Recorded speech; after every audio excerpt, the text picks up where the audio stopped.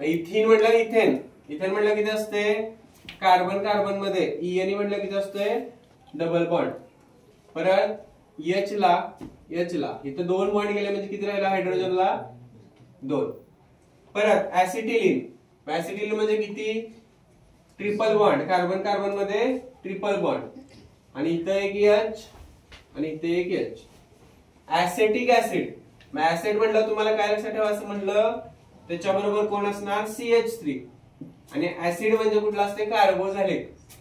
Oic म्हणजे काय COOH. म्हणजे समजा हे जरी आलं तर ह्याला लक्षात ठेवायचं आहे ऍसेटिक, ह्या C साठी 2 साठी बघा इथं ऍसिटिल आहे, ऍसेटिक आणि ऍसिड. याच्यावर हे करताना काय लक्षात ठेवायचं ऍसिड म्हणजे काय CH3 आहे, ऍसिड म्हणजे कार्बोक्सिलिक ऍसिड असते, म्हणजे याच्यात 2 C असणार ऍसिडिक. आता मिथिल अल्कोहोल, मिथिल म्हटलं मिथेन, CH3, अल्कोहोलचं कोण असते functional group OH. Ethyl alcohol, ethyl साठी CH3 CH2, CH3 असते पण काय आपल्याला अल्कोहोलचा फंक्शनल ग्रुप जोडायचा आहे त्यामुळे एक H कमी होते आणि OH. ऍसिटल्डिहाइड, ऍसिड म्हटलं CH3 ला, अल्डिहाइड म्हटलं CHO लावायचं. ऍसिडिल म्हटलं 2 C येतात आणि त्याचं नाव कसं लक्षात ठेवायचं, ऍसिड म्हटलं CH3 आणि अल्डिहाइड म्हटलं CHO. ऍसिटोन, टोन म्हणजे 1, ON 1 असल्यावर को, CH3 CH3 म्हणजे 2 C आले आणि हा कोचा CO. परत इथिल, मिथिल, कीटोन, मग कीटोन म्हटलं कोण असते CO. मग एका साईडला इथिल जोडायचा, मग तुम्ही इकडे जोडा किंवा इकडे जोडा, आणि एका साईडला मिथिल. मग मिथिल म्हणजे कोण असतंय CH3 आणि इथिल म्हणजे CH2 CH3.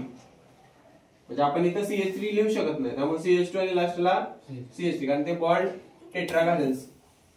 Ethyl amine, ethyl म्हटल्यावर CH3 CH2 आणि अमाइन साठी काय असते परत N प्रोपिल क्लोराइड, प्रोपिल म्हटल्यावर 3 प्रोपेन, CH3 CH2 CH2 आणि Cl. आता बघा आययुपीएसी पण सांगतो सिंपल आहे, याच्यावर आययुपीएसी काढता येते. काय 2 कार्बन, पॅरेंट नेम काय असते मिथेन नंतर इथेन, मग डबल बॉन्ड असेल तर काय इथेन असं असते. मग डबल बॉन्ड असेल तर काय काढायचा ANE च ENE, ट्रिपल बॉन्ड असेल तर इथाइन. परत CH3 COH 2 C, इथेन आणि ओइक, इथॅनोइक ऍसिड.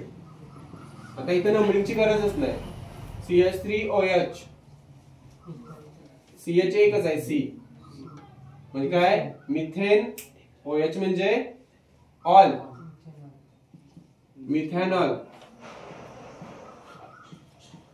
ई काढायचा ऑइल लावायचा. परत CH3 CH2OH 2 कार्बन, मिथेन नंतर इथेन, इथॅनॉल.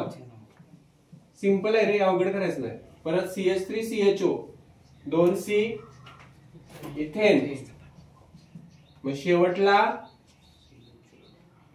ई काढायचा आणि अल, इथॅनॉल.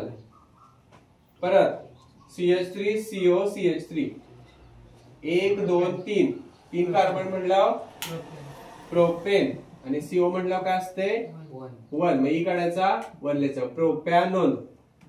ते मग असतात 122 वरच्या चार्ट मध्ये शेवटचं आहे ना ते. परत CH3 CO CH2 CH3, मग हे काय होतंय 1 2 3 4, काय होतंय ब्युटेन. परत 2, ह्याची पोझिशन सांगायचं आता, CO कुठे कशाला जोडलाय काल सांगितलं तसं, ब्युटेन 2-2-1. परत CH3 CH2 NH2 2 C, ethane आणि ई काढायचा अमाइन, इथॅनअमाइन, इथेनअमाइन. परत CH3 CH2 CH2 Cl, chloro methane ethane propane. Chloro म्हटलं काय लावला प्रिफिक्स आणि 3 म्हणल्यावर प्रोपेन. हे झालं IUPAC स्ट्रक्चर दिले आपल्याला.